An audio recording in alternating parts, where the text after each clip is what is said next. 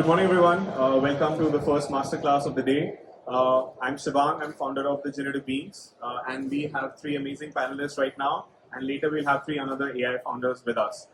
So we'll quickly get in, but I'm really thankful to GFTN and Singapore Fintech Festival for the collaboration. And we would love to see more AI conversation happening on platforms such as this. So we'll do a quick round of introduction. We have Rishabh, who's CEO of Vault AI. They create guardrails for enterprise AI solutions. We have Partha, who's CEO of Pints AI, and they create compliant-ready AI infra for insurance and regulatory industries. And we have Sunil, who is COO of VOICERAcx.AI, and they create voice agents and bots for the entire CX industry. I myself, I run the Generative Beans, which is a platform that helps AI founders and builders accelerate their go-to-market access by showcasing in front of customers and coming into platforms like this. Today's panel is discussing the go-to-market expansion strategies for Asian founders, people who are building from Singapore and Asia, and how can they expand into the region and into the entire globe. And we have really interesting insights, founders at different stages of their startup and also in very dynamic industries. So quickly, can we have a quick round of introduction? Tell us about yourself, what you're building, why did you start this? Hello, yeah. Hi everyone, thanks for joining and thanks Shivang for organizing such a great event. This is Rishabh, co-founder and CEO of Vault AI. We build AI guardrails to secure your AI end-to-end, right? So our solutions are deep tech solutions. We have been working on this space for the last 5 years. I'm PhD in AI. I've worked at Salesforce and Amazon before, so this is my background. And what Vault AI does, we build guardrails to ensure that your AI is not being attacked by malicious actors, your data is not getting leaked, or we actually encrypt your data before it goes to third-party AI models. We also prevent hallucinations. So let's say they are on-prem solutions. We have guardrails for those as well to ensure that the responses are grounded in enterprise documents and the responses are aligned to prompts. Yeah, so yeah, that's what we do. And why we started, because AI, you can't control a lot of it, right? So, I mean, we are the control layer of AI, you can say. Thank you, Rishabh. Partha. Hi everyone. My name is Partha. I'm the CEO for Pints AI, and we exclusively work in the regulated industry domain. So we work with insurers, asset managers, banks, and a couple of hedge funds. The problem that we essentially solve is how do you build, control, deploy, test agents within a walled garden. So each of these regulated industries, let's say an insurance company, has their own infrastructure where they want to control the flow of data, the flow of agents, the responses generated. And instead of relying exclusively on APIs between their sort of infra and the cloud provider, or let's say the AI model provider, we take the other route where we build a swarm of small language models that can be orchestrated into a multi-agent framework. Thank you, Partha. Sunil. So I'm going to share microphone with you. So basically about VOICERA, we are helping to solve a problem in the customer experience and employee experience. So as all of us, we are customer of some services, airlines, and we don't like to be waiting in a queue to get your queries answered. Now, how do we do that in the next generation way? Is in a secure contextual voice and multimodal AI agents, right? So that is our value proposition. So we help businesses to launch multimodal AI agents in hours rather than weeks, in a secure manner. So it can be on-premise with multiple security measures in the thought process, right? So that's our value proposition. My background, I am into customer experience technology in multiple roles, R&D, professional services for last 20 years, SAP R&D via TIPCO software, so multiple enterprise and SMB market penetration across the ASEAN as well as globally, right? So with that, over to you. Thank you, Sunil. So you can realize, right, it's very much B2B, it's very much enterprise, guardrails, security, on-prem, everything that enterprises care about, right? And that's one of the biggest challenges right now for AI companies to tap into the enterprise ecosystem, the mid-market ecosystem, and try to create a proposition for a startup against companies that have been there for decades. So Rishabh, starting with you, right? Because Vault AI is quite recent, right? What has been your early challenges in kickstarting and trying to create visibility for World AI in Singapore or in the different regions that you're focusing on? Yeah, so biggest challenge has been AI adoption, right? So unless there is a big enough AI adoption, people don't realize the security issues with it, right? So we have to tell people, see, there are issues with ChatGPT. So even if you are using or exploring APIs, there are security issues. Even Copilots, there are security issues with it, right? Security issues including data leaks, right? You are leaking all your data, all your codes to ChatGPT or Cloud or whichever API you're using. There are already billions of calls happening every day when it comes to AI models, right? And then on-prem is the solution, but the adoption is still very slow because of resource limitations and talent limitation, right? So this has been our pitch, and the challenge is still being like people starting to realize how to kind of automate their tasks, right?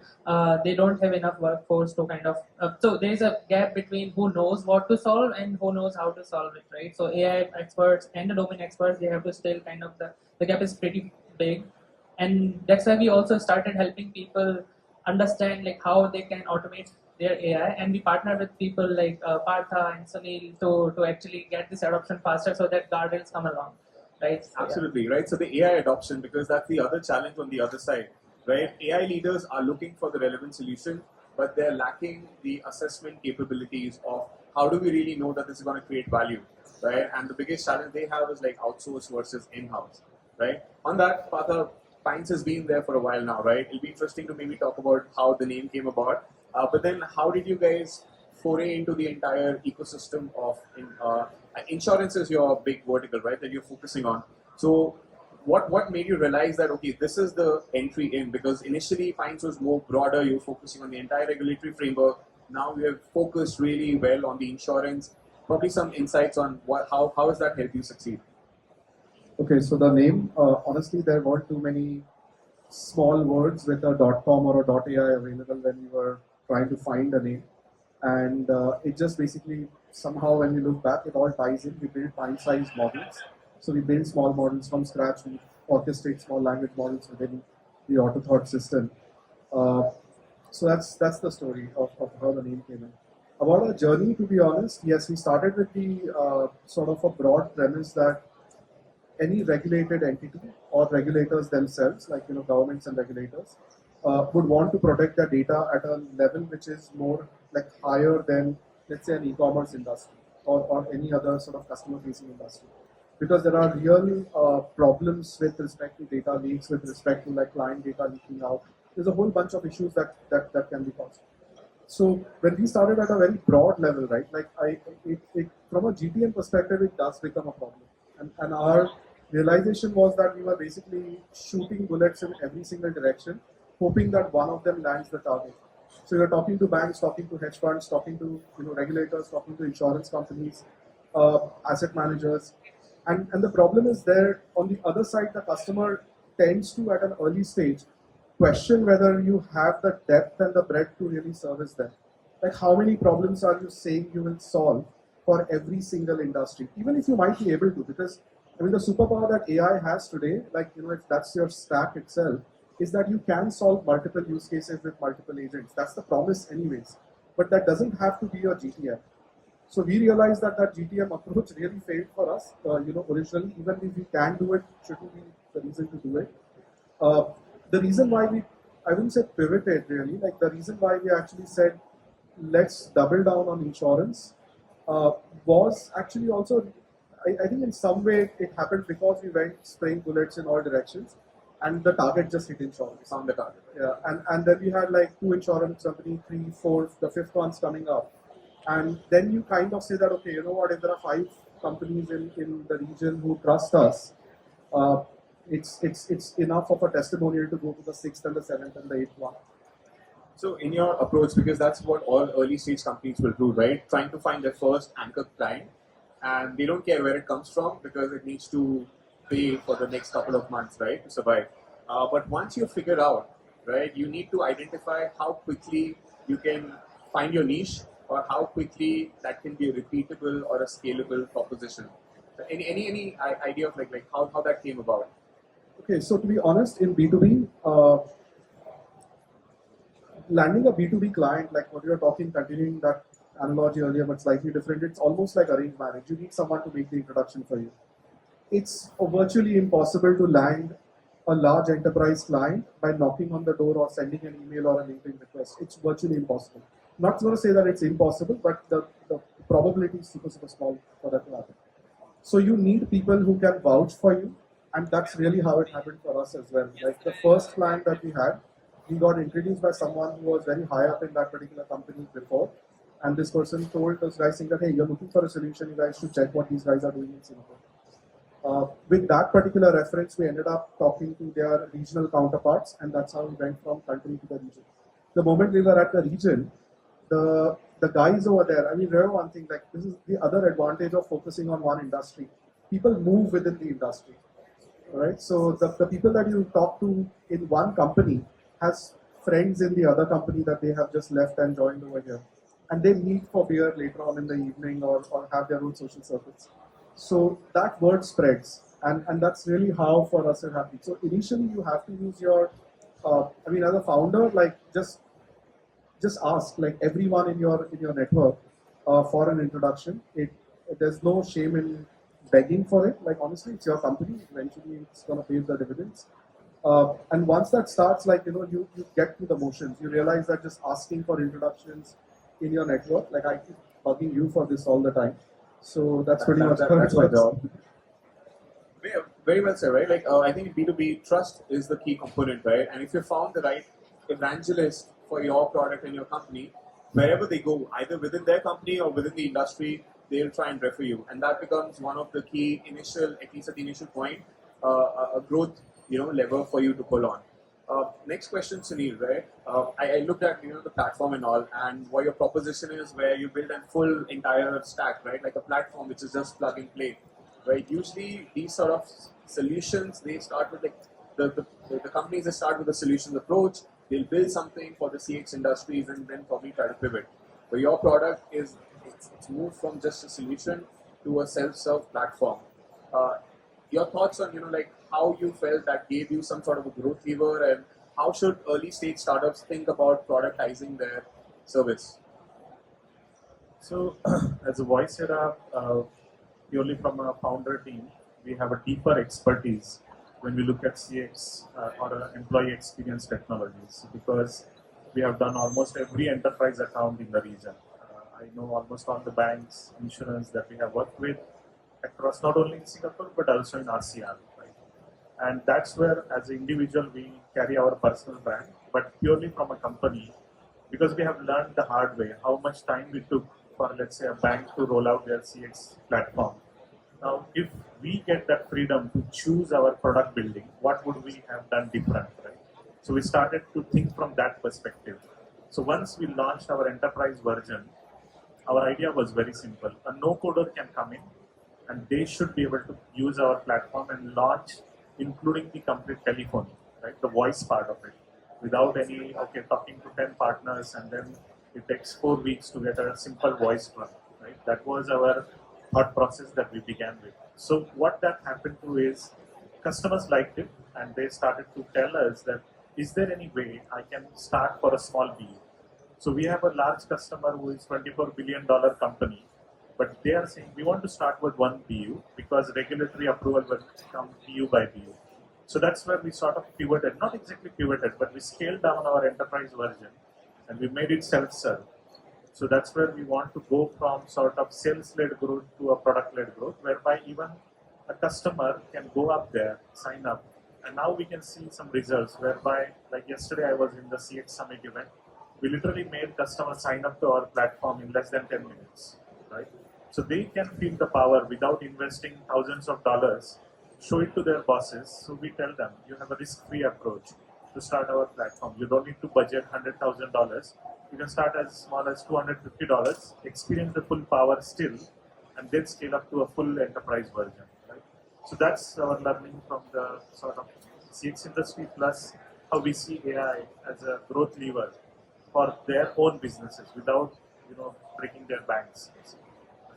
Yeah, so that's the thought that we have. Yeah. Thank you for that. Basically, right, you went all out, you went for the entire enterprise. You looked at which BUs, business units, right, they were focusing more on. You trimmed down your product offering just for them. It reduced the cost. It speeded up the self-serve capability and created a proposition for them. And now you're again expanding that concept to create your enterprise offering. I'm sure Partha and Rishabh would be like, this is exactly what we're trying to do as well. The conversations we have had, and this is the approach, right? Like how quickly can you turn your solutions approach into a productized approach, be it self-serve or managed, but same thing, right? The aha moment needs to be delivered as quickly as possible, right? On that, I'll pass it back to Rishabh, right? So you talked a bit about how you guys are helping enterprises and your early challenges in trying to get in touch with them. Now that you have locked in a couple of customers, right? How are you thinking about evolving, right? Who are you going to go after? And this is again thinking from the perspective of how should early stage founders in Southeast Asia think about what to do once they have an anchor client, right? You go more deeper with them, or you're trying to find out similar anchor clients, or you go completely into a tangential direction and create new offerings. Yeah. So when we have several clients in Singapore already, and clients in Singapore, yeah, and including okay, so some regulator bodies, right? So we are helping Singapore to shape AI policies. Probably next year you will see some of them, so I think Singapore is still very new market for AI, and AI regulations are still shaping up. For guardrails, so what we felt is EU and UK are very sensitive, right? Even before adopting AI, or whosoever is already adopted like years ago, not just for generative AI, new regulations make sure that they have guardrails in place.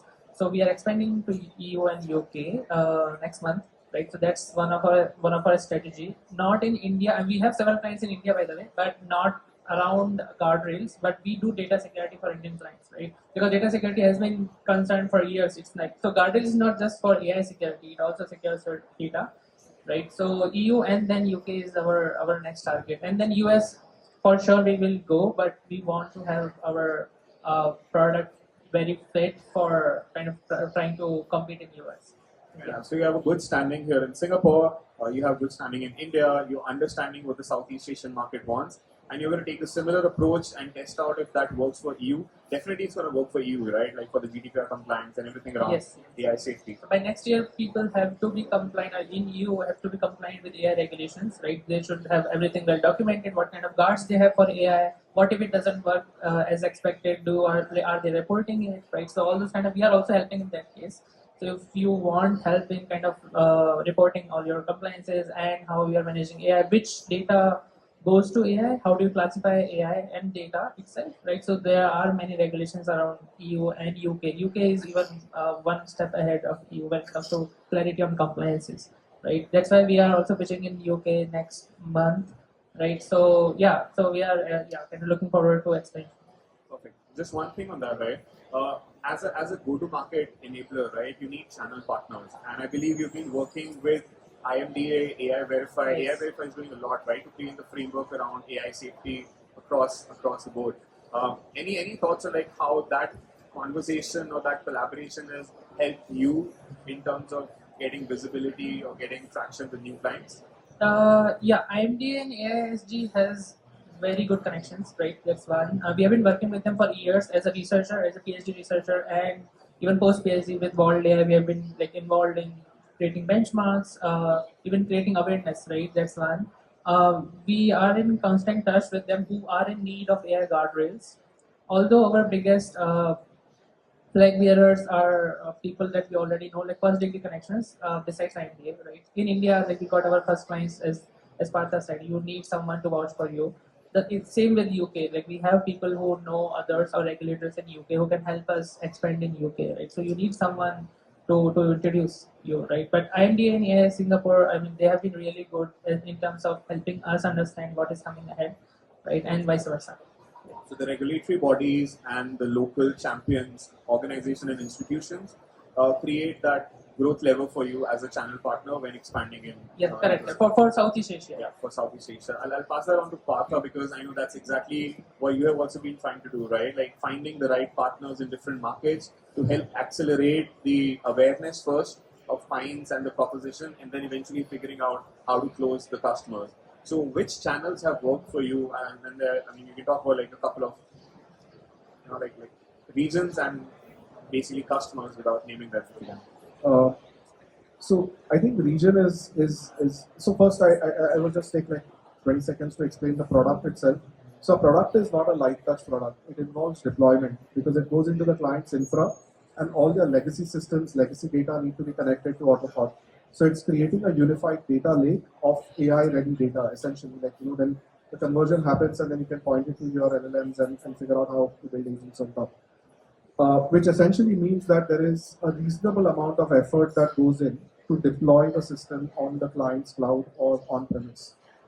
When it's something like that, yes, referral helps you to land a contract, but then there is significant effort that goes in terms of deployment, which presents two problems for us.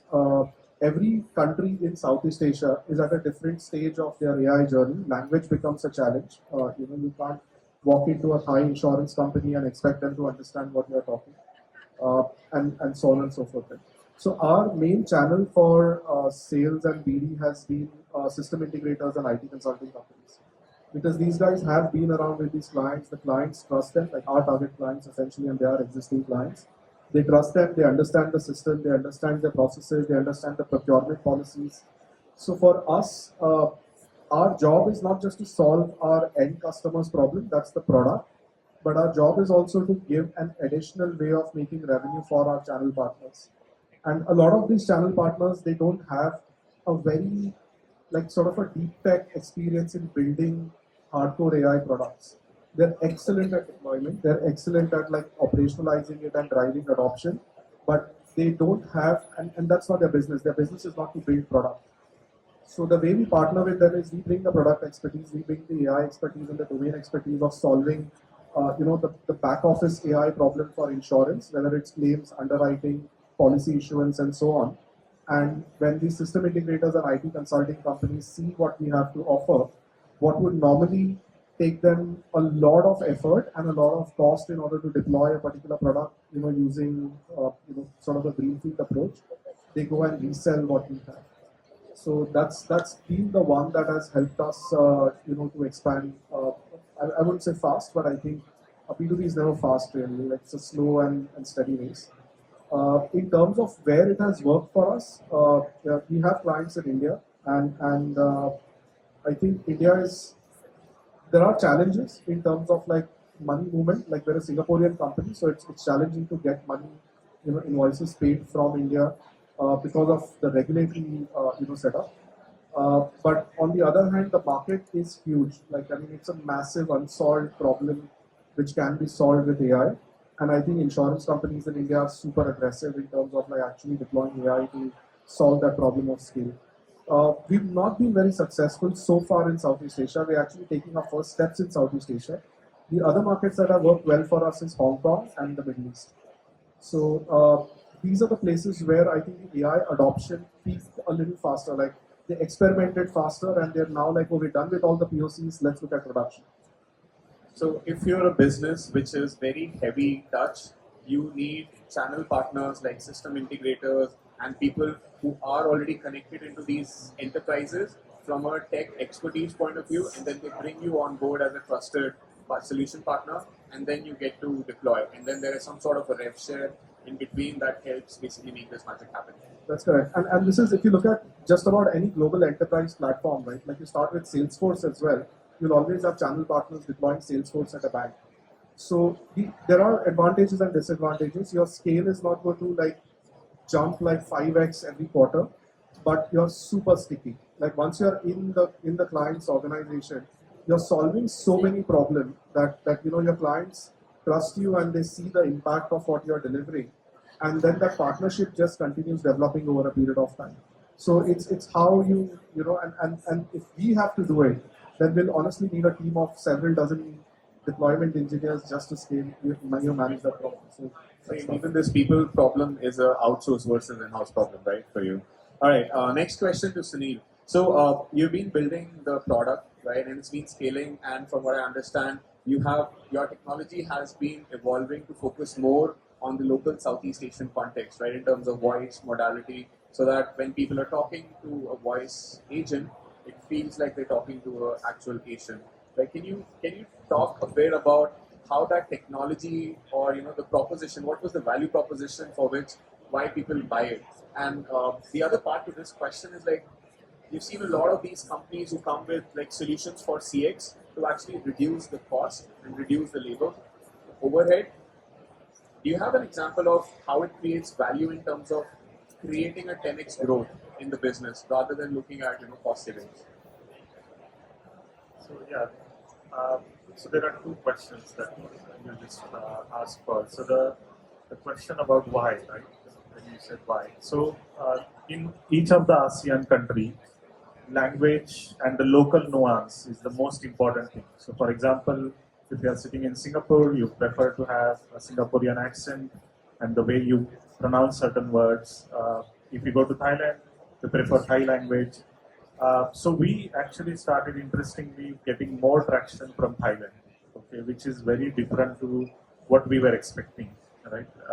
But yeah, this is the one of the things that I have observed even in my past life, in my previous role. Thailand companies want to go and become the first in many cases. So we have actually demonstrated, coming back to your second question, we don't go and tell that, oh, you can get rid of people. We never say that actually. That is not what we tell. That's not our value proposition. What we tell them is you can do more with the same set of people by augmenting our AI agents with them. And to be honest, because I have been into contact center flows, I know human agents not only answer calls or chats, they do so many things in background that we will never know as an end caller. They have at least 20 screens open on their platform, okay, on their desktops. So just saying, oh, because I can answer your calls contextually, that is just a bluff. We need to be realistic around what happens in the back end, right? So how we help them, let's take an example of insurance company, right? If the insurance company buys our outbound AI platform, of course, they can reach out to their consented customers to remind them of their policy premium payments, to update their credit card details before the insurance lapses. And this is where if they had 100 people doing 1,500 voice calls or reach outs, now with our AI agents augmenting them with 200 AI agents at the same time, they could actually keep their customers with themselves. Now look at the competition scenario. If my customers like myself are evaluating 3 different players, an insurance provider who can answer me, my questions, my exclusions, in next 15 minutes is what I will buy. And that's how we explain to customers that you are not going to lose a customer. You are going to let them be with you forever, basically, right? And that's how we help them to scale 10x, right, or 5x. That's the value proposition with them. Again, I will never go and tell my customers, oh, you can get rid of your 100 agents.